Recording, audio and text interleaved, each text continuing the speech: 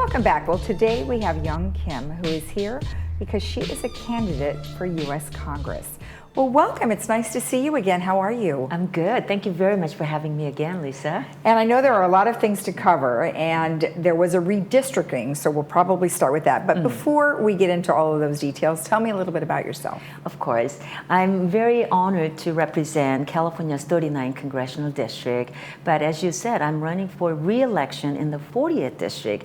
This includes much of the communities that I already represent in my 39th current district, and many of the cities that I'm already very familiar with for having worked in Orange County for a number of years with former Congressman Ed Royce that represented 39th District, which I am currently representing. Right. So I'm working really hard to ensure that the promise of America that I come to know and respect, and someone as an immigrant from South Korea who's living the American dream, I want to make sure that my future generation is also available to have the same opportunities that I had. This is where I raised four adult children, and now my grandchildren are also living in it. Right. So I'm working hard every single day as your representative in Washington to ensure that we're fighting inflation, we're fighting the organized retail crimes, we're fighting to ensure that America becomes energy independent. There are a lot of issues that we're addressing, and we've been addressing those, and I'll do more. Right. Now, we did show the map a little bit, so it goes goes all the way up as far north as where? Go ahead and tell us. The current district that overlaps with the new district includes Yorba Linda, Anaheim Hills, eastern part of Brea, and Chino Hills. Okay. That will remain. And I pick up Villa Park, North Tustin, Orange, Aliso Viejo, Mission Viejo, Laguna Woods, Laguna Hills, Lake Forest, Rancho Santa Margarita, Coro de Casa, and several unincorporated areas, including Tropical Canyon, Silverado. Okay. Now, when you take a look at that area, a lot of those are fairly governed by our Orange County Sheriff's Department. And so I know that you work closely with them. Yes. What are some concerns that the residents, have regarding that? The rise of retail crimes and organized retail crimes, smash and grab crimes.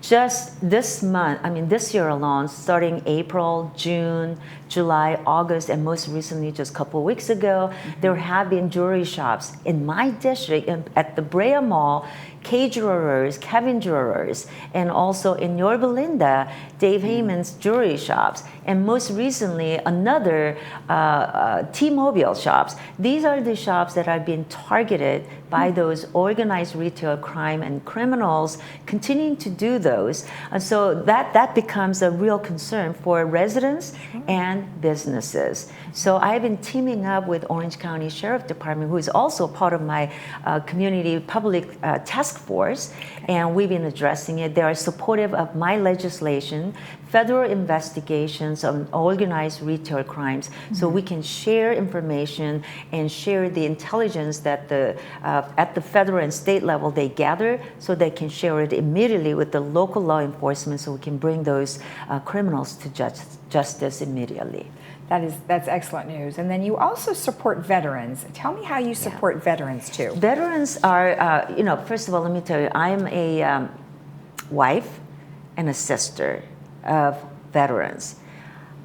Collectively in my family, I think I may have shared this before, we have close to 70 years of service to this wonderful country we call home. And we wanted to give back.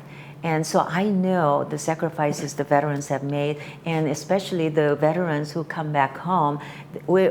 I have legislation that one of the first things that I worked on was the Veterans and Families Information Sharing Act. We have veterans who are in their aging senior groups. They are being taken care of by the caretakers. Many of the caretakers may not be first language may not be English. So we want to make sure the resources are available in different languages so they can help the veterans with the resources and the care, the health care needs, taking them to the hospitals in the nearby, all of that. That legislation has passed, and I'm very, very proud. That's one of many bills that I was able to pass through and get it signed into law. But there are veterans who come back home, they're exposed to toxins, and we need to make sure that resources are available to help them with the health care needs they deserve. So it's just, one or two things that I just mentioned, but my district has close to 27 or 28,000 veterans in the district. So tell me, this is an important issue for me. Well, it is, and when you think about our older folks, they're worried about Social Security, they're worried about inflation because obviously they are on fixed incomes. And when you have all of these types of outrageous prices that are happening right now, there are things hopefully that you'll be able to do in Congress to help offset some of this. Absolutely. Protecting and preserving Social Security and Medicare is my top priority, especially those individuals, as you mentioned, the low income, middle class, especially those living on fixed incomes. Much of them are seniors. They are hurt by the rise of inflation that does not seem to be coming down under control. So a couple things that I'm doing is, one, I'm working to address the inflation by introducing legislation that is combating painful inflation. My legislation, that's already passed. And the second bill that I'm working with my colleagues is Inflation Prevention Act. We cannot pass any more bills that will add to inflation until inflation rate drops below 4.5%. Right now, we're looking at inflation at 8.3%. It could go easily to 9%. The prices of everyday goods in California is the highest and is increasing, and that puts burden on our families and especially seniors. I'm very happy to tell you the work that I've been doing to address those areas have been recognized by the Coalition of Medicare Services. They've honored me with the Medicare Champion Award, and I'm very proud of that. Well, congratulations. That's something that's really important because I know that when we listen to the administration, in which we have now, they do talk about how some of the bills that they pass, it's going to help cost of Medicare, it's going to help cost of your prescriptions. But on the other hand, is it really doing that? Actually, it's not. They're trying to put cap on, the medication, the prescription drugs. But think about this: if they put a cap on it, it sounds good.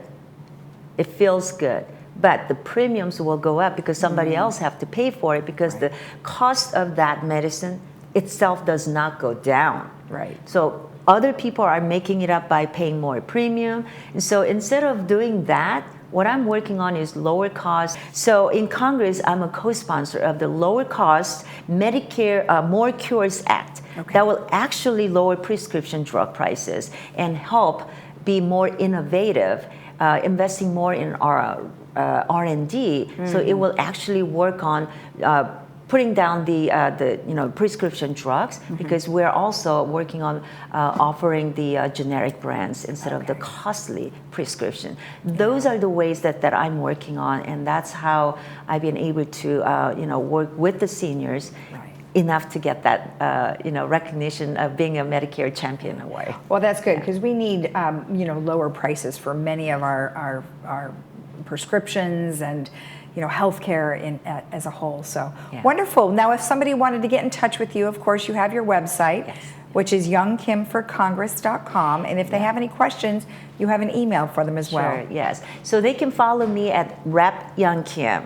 Every Friday afternoon, you will see my newsletter that recaps everything that I'm doing that week. And also my website is for the campaign, youngkimforcongress.com. So you can see all about the platform that I serve, and you can follow me, so you can follow everything that I do every single week on your behalf. All right. Well, you're a busy lady. Good luck to you. Thank you very much. All right.